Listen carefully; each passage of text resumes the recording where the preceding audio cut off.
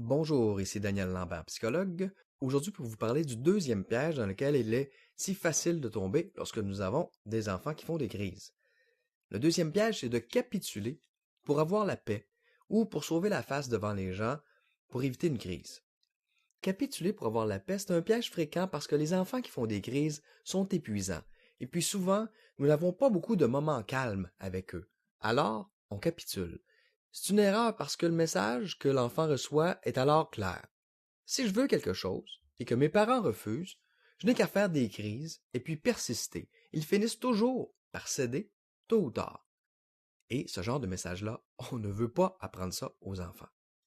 Bon, la solution, c'est quoi? La solution est facile à comprendre.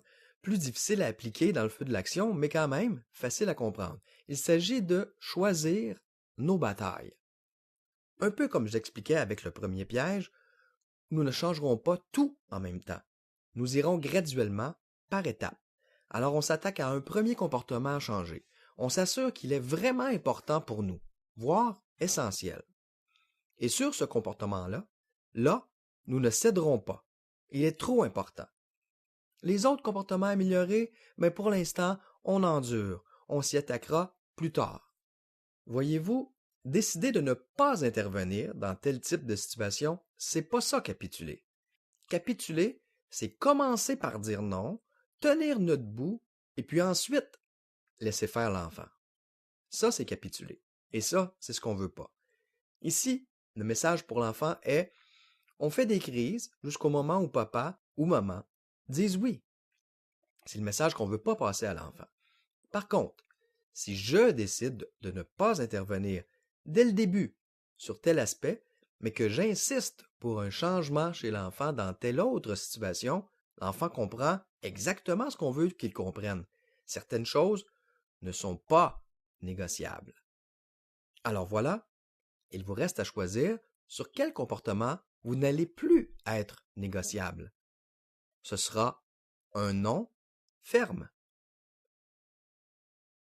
Si vous sentez le besoin d'aller plus loin avec votre enfant, je vous propose le guide de l'enfant qui fait des crises que j'ai écrit il y a de ça plusieurs années. Ce guide-là vous offre une méthode en 10 jours pour faire cesser les crises et applique les différentes techniques que je vous partage dans ces vidéos. La méthode offre une garantie de 30 jours ou argent remis sans question. Alors vous n'avez absolument rien à perdre et tout à gagner. Je vous invite donc à faire comme de nombreuses familles partout dans la francophonie à qui cette méthode-là a permis d'épargner bien des tracas. Pour en savoir davantage sur la méthode, parcourez simplement la page de laquelle vous visionnez cette vidéo. Vous y trouverez davantage d'informations ainsi qu'une façon simple et rapide de vous procurer la méthode au complet dans les prochaines secondes. Car oui, cette méthode est entièrement téléchargeable directement dans votre ordinateur.